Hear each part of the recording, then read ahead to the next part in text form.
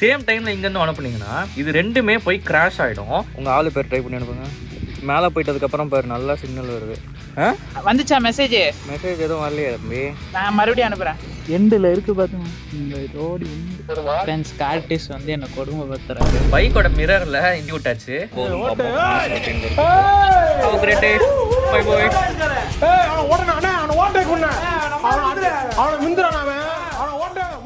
Hi guys.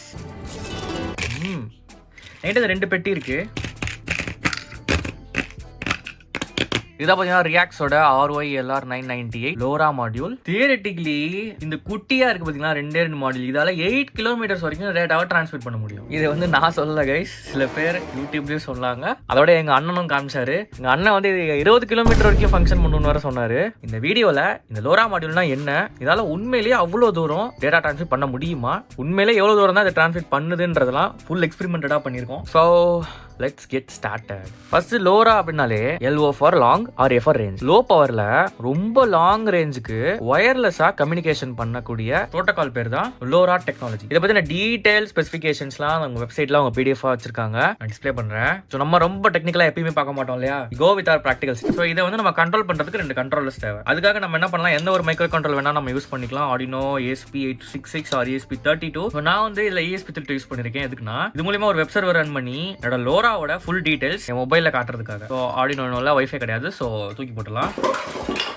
நீங்க ESP8266 use பண்ணலாம், ESP32 use பண்ணலாம். நான் வந்து லோரா ஏக்காக கிளிஃபோட ESP32 C6 யூஸ் பண்றேன். பிகாஸ் இதுல நம்பருங்க சிம்பிள் செட்டப். அப்படியே ஒரு பேட்டரி எடுத்து டைரக்டா அடியில கனெக்ட் பண்ணிட்டேன். லோராவை இந்த இடத்துல இந்த 4 பாயிண்ட் இருக்கு இல்லையா, இந்த இடத்துல கனெக்ட் பண்ணிட்டேன்னா முடிஞ்சு. ஜஸ்ட் இதானுடைய செட்டப். லோரா செட்டப் ஏ. லோரா செட்டப் பிக்காக நான் ESP8266 யூஸ் பண்றேன். பிகாஸ் இதுவும் சேம் தான். சில பேர் வந்து ESP8266 தான் வச்சிருக்கீங்க. ஸோ அதை நம்ம யூஸ் பண்ணலாம் இந்த வாட்டி. இதுக்கு பாத்தீங்கன்னா டேரக்டா மாதிரி பேட்டரி கனெக்ட் பண்ண முடியாது. So I use power bank. First thing வந்து இதுக்கான கோடிங் நான் காமிச்சிடுறேன். இதுதான் லோரா ஏக்கான கோடிங். ஜஸ்ட் வந்து ஸ்டார்டிங்ல நம்ம வைஃபை சர்வர் ரன் பண்றோம். இதெல்லாம் வந்து நம்ம டிஃபால்ட்டா சில பேக்கேஜ்ல இனிஷியலைஸ் பண்றோம். இதை பத்தி ரொம்ப டீடைல்ட் எக்ஸ்பிளனேஷன் வேணும் அப்படின்னா கமெண்ட்ல சொல்லுங்க, நான் ஃபுல்லா சொல்றேன். பட் இது வந்து நான் ஜெனரலா இது என்னன்னு மட்டும் சொல்லிடுறேன். ஓகேவா? ஜஸ்ட் என்ன பண்றோம்னா ESP32ல ஒரு வைஃபை சர்வர், ஒரு வைஃபை ஆக்சஸ் பாயிண்ட் நான் ஸ்டார்ட் பண்றேன். லோரா டெஸ்ட் ஏ அப்படின்றது ஒரு ஆக்சஸ் பாயிண்ட். அதுக்கோட பாஸ்வேர்டு இது கனெக்ட் ஆச்சுன்னா இங்க ஒரு வெப் சர்வர் இது ரன் பண்ணுது. இந்த வெப் சர்வரோட HTML CSS கோட் தான் இது. இல்ல கொஞ்சம் ஜாவா ஸ்கிரிப்ட்ஸும் இருக்கு. இந்த ஒரு HTML பேஜ்க்காக தான் நம்ம கிட்டத்தட்ட 300 லைன்ஸ் நம்ம யூஸ் பண்றோம். அதுக்கப்புறம்லாம் சிம்பிள் தான். செட்டப்ல போயிட்டு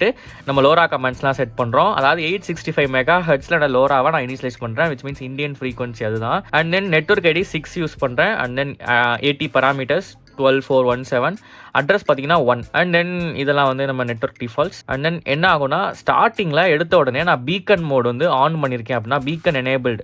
பீக்கன் பத்தி சொல்றதுக்கு முன்னாடி நான் இன்னொரு விஷயம் சொல்லணும். இந்த லோரா டெக் வந்து ஹாஃப் டூப்ளெக்ஸ் தான். அதாவது போத் ரிசீவிங் அண்ட் டிரான்ஸ்மிஷன் ஒரே டைம்ல நடக்காது. எய்தர் நீங்க இதுல இருந்து இதுக்கு டிரான்ஸ்மிட் பண்ணணும், இல்லனா இதுல இருந்து இதுக்கு ரிசீவ் பண்ணணும். லெட்ஸ் சே வந்து லோரா ஏ பத்திக்கு டிரான்ஸ்மிட் பண்ணிட்டு இருக்கு, அத லோரா பி கேப்சர் பண்ணுது. இங்க இருந்து நான் 10 அம்சனா இங்க இருந்து 10ன்ற டேட்டா போகும். அட் தி சேம் டைம் இங்க இருந்து டேட்டா டிரான்ஸ்மிட் ஆகி இங்க வந்ததுன்னா சேம் தான், 10ன்ற டேட்டா 10 வரும். பட் சம் கேஸ் நீங்க 10ன்ற டேட்டா இந்த டைம் வந்து இங்க இருந்து அனுப்புறீங்க, 10ன்ற டேட்டா இல்லனா 100 டேட்டா ஏதோ ஒரு டேட்டா சேம் டைம்ல இங்க இருந்து அனுப்புனீங்கன்னா இது ரெண்டுமே போய் கிராஷ் ஆயிடும். So no data transfers between them. So either நீங்க இங்க இருந்து அனுப்பணும் ஆர் எல்ஸ் இங்க இருந்து அனுப்பணும் அட் அ டைம்ல ரெண்டுமே நீங்க பண்ண முடியாது. அதான் நான் சொல்ல வரேன். நம்ம புரோட்டோகால் என்னன்னா, நான் வந்து லோரா ஏவை 2000 மில்லி செகண்ட்ஸ்க்கு ஒரு வாட்டி ஸ்டார் அப்படின்ற இந்த டேட்டாவை அனுப்புவேன். 2 செகண்ட்ஸ்க்கு ஒரு வாட்டி என்னுடைய பில இந்த டேட்டா ரிசீவ் ஆகும். அதே மாதிரி பில ஒரு டைமிங் செட் பண்ணிருக்கேன். 2300 மில்லி செகண்ட்ஸ்க்கு ஒரு வாட்டி ஸ்டார்ன்ற இன்னொரு டேட்டா இங்க இருந்து ஏக்கு போகும். சோ இப்போ இந்த டேட்டா கிராஷ்ன்றது நடக்காது. பிகாஸ் இதுக்கும் டைம் டிஃபரன்ஸ் இருக்கு. இது 2 செகண்ட்ஸ்,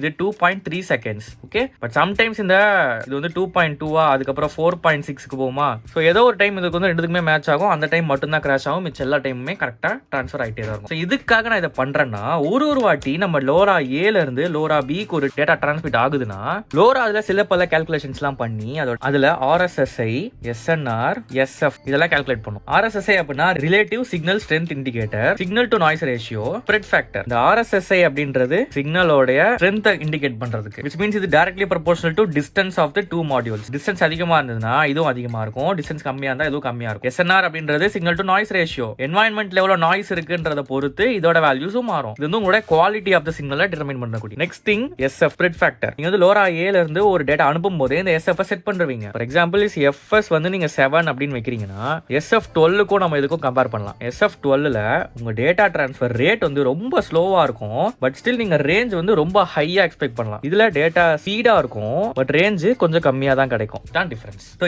இந்த வேல்யூஸ் எல்லாம் தான் நம்ம மொபைல்ல நம்மளோட இண்டிகேஷன் சொல்ல போகுது. இதை வச்சு தான் நம்ம எவ்வளவு தூரம் இந்த ஏவும் பியும் ஒர்க் பண்ணுதுன்றத கண்டுபிடிக்க போறோம். அப்படியே கோடிங் சைடு வாங்கலாம். ஸ்டார்டிங்ல பாருங்க, நான் இந்த இடத்துல பீக்கன் எனேபிள்ல இருக்கு. அதாவது நான் பீக்கன் வந்து மேனுவலா ஆஃப் பண்ணிக்கிறதுக்கு ஒரு ப்ரோக்ராம் செட் பண்ணிருக்கேன். ஸோ பீக்கன் எனேபிள்ல இருந்ததுன்னா இந்த ஸ்டார்ன்ற வேல்யூ சென்ட் ஆகும், which means every beacon interval. அது வந்து நான் மேல செட் பண்ணிருக்கேன் பாருங்க. இங்க பாருங்க 2000 ESP32 C6ல நான் 2000 போட்டிருக்கேன். LoRa B ல வந்து நான் 2300 போட்டிருப்பேன். ஸோ சென்ட் ஆகும். சப்போஸ் அதே டைம்ல ரிசீவ் ஏதாவது பண்ணாலும் நம்ம போன்ல அது டிஸ்பிளே ஆகும்ன்றது தான் இந்த கோடிங்ஸ் எல்லாமே. அதே மாதிரி நான் அதெல்லாம் மெசேஜ் கூட அனுப்ப முடியும்ன்றது தான் இந்த ப்ராசஸ் லைன். இங்க பாருங்க, இப்போ எனக்கு ரிசீவ் ஆகிற மெசேஜ் வந்து அந்த பையன் அப்படின்னு சொல்லிட்டு ஒரு வேல்யூல வரும். நான் சென்ட் பண்றது வந்து நான் அப்படின்ற ஒரு வேல்யூல அந்த பக்கமா போகும். அது எல்லாமே இந்த கோடிங்ல இருக்கு. அதே மாதிரி நான் LoRa B ஓடைய கோடிங்ஸும் காட்டுறேன்.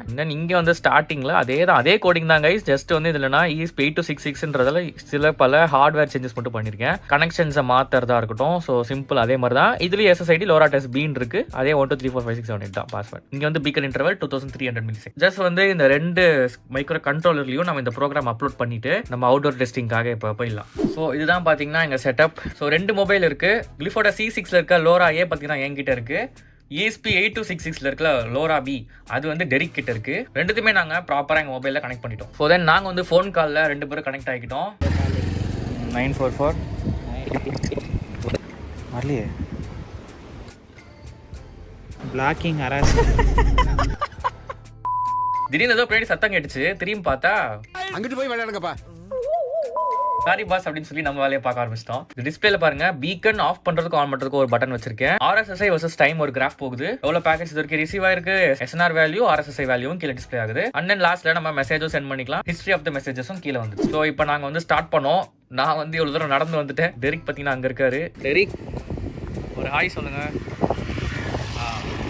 ஸோ எங்கள் மெசேஜ் வந்து அங்கே ரீச் ஆகணுன்றதுக்காக நாங்கள் 2 சைடும் பீக்கன் ஆஃப் பண்ணிட்டோம். பிகாஸ் நாங்கள் மெசேஜ் கரெக்டாக அனுப்புகிற டைமில் இங்கே பேக்கெட்ஸ் போய் கிராஷ் ஆகக்கூடாது. வந்திருக்கு, ஏதோ அனுப்பிச்சி விட்ருக்கீங்க. உங்கள் ஆளு பேர் ட்ரை பண்ணி அனுப்புங்க. ஸ்டெல்லாசன் மட்டும் அனுப்பிடாதரா. ஓகே, மெசேஜ் வருது. இவ்வளோ டிஸ்டன்ஸுக்கு பார்த்தீங்கன்னா ஒர்க் ஆகுது கைஸ். பார்த்தீங்கன்னா நான் இன்டர்நெட் கனெக்ஷன்லாம் எதுவுமே ஆன் பண்ணல. ஜஸ்ட் ஃபோன் காலில் தான் பேசிக்கிட்டு இருக்கேன். வந்து டேட்டா நெட்வொர்க்கையும் ஆன் பண்ணல. LoRa test A அது வந்து இந்த நெட்வொர்க்கில் தான் இருக்குது. ஓகேவா? ஸோ நான் வந்து இன்னும் கொஞ்சம் தூரம் மூவ் பண்ணி பார்க்குறேன். ஸோ இன்னும் கொஞ்சம் தூரமாக போகலான்னு சொல்லி நாங்கள் டிசைட் பண்ணி இன்னும் கொஞ்சம் தூரமாக போனோம். ரோட்டில் வந்து ஒரு குத்தாட்டம் போடுங்க பார்க்கலாம். கை காட்டத்தில் தெரிய மாட்டுது. இப்போ மெசேஜ் அனுப்புக பார்க்கலாம். கடைசியாக வந்து டெட்பூல் அனுப்பிச்சி விட்ருக்கேன் 11:57க்கு. ஸோ சிக்னல் பீக்கன் ஆஃப் பண்ணிட்டு அனுப்பு. ரெங்காதான் பாஸ். ஓகே, நான் இன்னும் கொஞ்சம் தூரமாக போகிறேன். கை வலிக்குது, எனக்கு கை வலிக்குது. வந்துட்டாரு வெள்ளரி காப்பிஞ்சு கை வச்சுக்கின்னு. ஃப்ரெண்ட்ஸ் கார்டிஸ் வந்து என்ன கொடுமைப்படுத்துறாரு. சுகர் வந்தவன் பைல்ஸ் வந்தவன் எனக்கு அடியாளு. பார்த்தீங்கன்னா டெரிக் வந்து ஏதோ ஒரு மூலையில் இருக்கான். அது யாரு உள்ளு போதில் கள்ளசாராய காசுற மாதிரி இருக்கிறானுங்க. மெசேஜ் அதாவது அனுப்பு. Thank you PCB Cupid for sponsoring this PCB. Sorry, PCB இல்லை, இது ESP32 C6 இருக்குல்ல, அதனால. அங்கே பார்த்தீங்களா, அங்கே ஒரு பிரிட்ஜ் இருக்குது, அது மேலே ஏற போகிறேன். ஏறிட்டு ரெக்கார்ட் ஆகும். ஆஹா, வெயில் அடிக்குதே.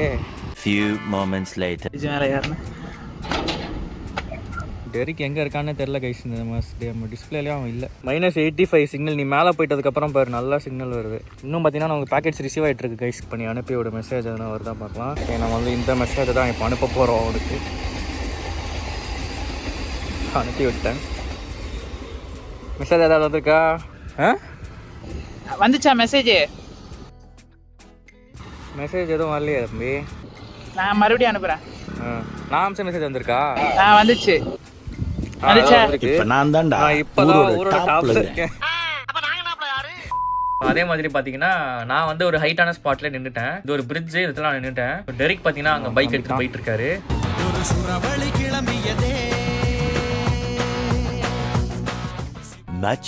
much later. எண்டு பிரிட்ஜ் இந்த எண்டில் இருக்கு பாத்துங்க. இந்த ரோடு எண்டு. நான் டைப் பண்ணி ஒரு மெசேஜ் அனுப்பிச்சிருக்கேன். மெசேஜ் வந்திருக்கா? வருது. இப்போ நான் தான்டா ஊரோட டாப்ல இருக்கேன். டிபி வீட்லயா கொழுப்படுத்துவேன். டிபி வம்பலுக்குறான் பாருங்க கைஸ். டிபி கமெண்ட்ல வருவான் பாருங்க. இப்போ இந்த ஸ்டிச்சும் நம்மளுக்கு ஒர்க் ஆயிடுச்சு பாருங்க. பட் இவ்வளவு தூரம் ஒர்க் ஆகும்ன்றது நானே எக்ஸ்பெக்ட் பண்ணல. அடுத்த டெஸ்டிங்கா நாங்க என்ன பண்றோம்னா ஹைவேக்கு வந்துட்டோம். ஹைவேல பைக்கோட மிரர்ல இந்த லோரா ஏவை மட்டும் கட்டி விட்டாச்சு. போதும் பாப்போம். Minus bye bye.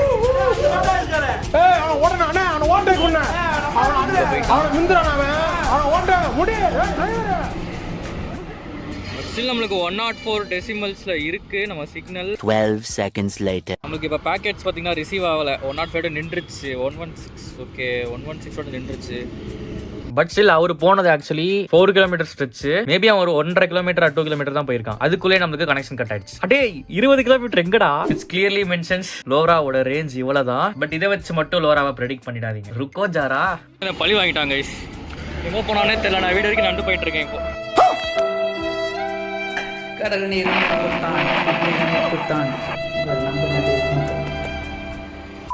பட் நம்ம அண்ணன் சொன்னது 20 கிலோமீட்டர், நம்மளுக்கு வந்ததோ 2 கிலோமீட்டர். இது ஏன் அப்படின்னு பாக்குறதுக்கு முன்னாடி லோரா எப்படி ஒர்க் பண்ணுதுன்னு தெரிஞ்சுக்கணும்ல. சிம்பிளா சொல்றது எப்படின்னா, லோராவில இருந்து எலக்ட்ரோ மேக்னெட்டிக் ரேடியேஷன்ஸ் வெளியாகும். இந்த ரேடியேஷன்ஸ்ல தான் நம்மளோட டேட்டா இருக்கும். அதை சிப்ஸ் அப்படின்ற இந்த மெத்தட்ல தான் என்கோட் பண்ணுவாங்க. இது ஸ்பீட் ஆஃப் லைட்ல டிராவல் பண்ணும், நாட் ஸ்பீட் ஆஃப் சவுண்ட். அப்படின்னும் போது அடுத்த இன்ஸ்டன்ட்லயே இங்க அனுப்புற மெசேஜ் இங்க போயிடும். கரெக்டா?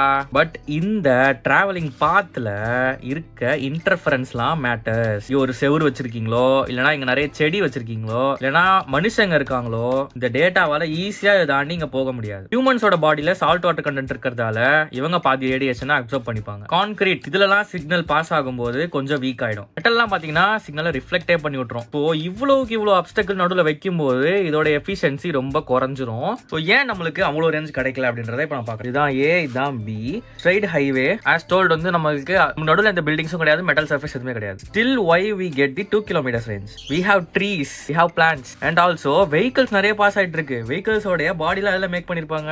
some metal, some carbon fiber etc. அதெல்லாமே ரிஃப்ளெக்ட் பண்ணக்கூடியது தான். So 2 kilometers அவ்வளவு வரும். whereas நீங்க இதோட சிக்னல்ஸ் இன்னும் நீங்க பூஸ்ட் பண்ணனும் நினைச்சீங்கன்னா you have two options guys. option A, top பிளேசஸ்ல மவுண்ட் பண்ணனும். குட்டி குட்டி சிக்னல் டவர்ஸ் ஆர் பெரிய பெரிய சிக்னல் டவர்ஸ் நீங்க மவுண்ட் பண்ணீங்கன்னா உங்களுக்கு 300% சிக்னல் பூஸ்ட் கிடைக்கலாம். செகண்ட் திங், ஆண்டனாவோட சைஸ் இன்க்ரீஸ் பண்ணனும். இது வந்து குட்டி ஆண்டனா தான் கைஸ். இது வந்து ஒரு ஆண்டனா, இது மாதிரி பெண்ட்லாம் பண்ணிக்கலாம். NRF ல வரக்கூடிய ஆண்டனா. இது ஒரு mid sized antenna guys. But இதை விட பெரிய சைஸ்லாம் நிறைய இருக்கு. ஜஸ்ட் இந்த குட்டியா சால்டர் பண்ணிருக்காங்க இல்லையா, இந்த ஆண்டனா மட்டும் பிரிச்சுட்டு இதை நீங்க இத ஒரு கனெக்டர் வச்சு இதை கனெக்ட் பண்ணிட்டீங்கன்னா you might get up to 200% signal boost, but it depends upon the antenna. So of course நம்ம அண்ணன் சொன்ன மாதிரி ஓபன் ஸ்பேஸ்ல டாப் பிளேசஸ்ல மவுண்ட் பண்ணிட்டு ஆண்டனா சைஸ் இன்க்ரீஸ் பண்ணீங்கன்னா you might get 20 km range. இந்த வீடியோக்கு அட்லீஸ்ட் 10k லைக்ஸ் வந்தா நான் கண்டிப்பா செஞ்சு காட்டுறேன். ஏன்னா அது கொஞ்சம் கஷ்டமான வேலை தான். இந்த வீடியோட கன்க்ளூஷன் என்னன்னா, for our place இந்தியால தமிழ்நாட்டுல நம்மளோட ரேஞ்ச் ஆவரேஜா 2 கிலோமீட்டர்ஸ் தான் வரும் இந்த ஒரு மாடியூலுக்கு. which means அதுவும் ஓபன் ஸ்பேஸ்ல கன்ஜஸ்டா இருக்க ஒரு பில்டிங் டு பில்டிங் நீங்க ட்ரான்ஸ்ஃபர் பண்ணணும்னா theoretically it will go around 300 metres தான். 1/4 கிலோமீட்டர் தான் போகும். ரொம்ப தூரம்லாம் ட்ரான்ஸ்ஃபர் பண்ண முடியாது. எதிர்வே நீங்க நல்லா பில்டிங்கோட ஹை பிளேஸ்ல நீங்க இதை மவுண்ட் பண்ணிட்டீங்கன்னா மேபி இது ட்ரான்ஸ்ஃபர் ஆகலாம் 1 கிலோமீட்டர். சோ இதுதான் என்னோட ஃபைண்டிங். நிறைய வீடியோஸ் இதை பத்தி போட போறேன். இந்த வீடியோ பிடிச்சிருந்தா லைக் பண்ணுங்க, ஷேர் பண்ணுங்க, சப்ஸ்கிரைப் பண்ணுங்க. இந்த வீடியோக்கு நான் நிறைய எஃபோர்ட் போட்டிருக்கேன். சோ உங்களால முடிஞ்சா ஒரு சூப்பர் தேங்க்ஸ். ஏதாவது போட்டு என்ன மோட்டிவேட் பண்ணுங்க. Thank you so much for watching. Have a great day. Bye bye.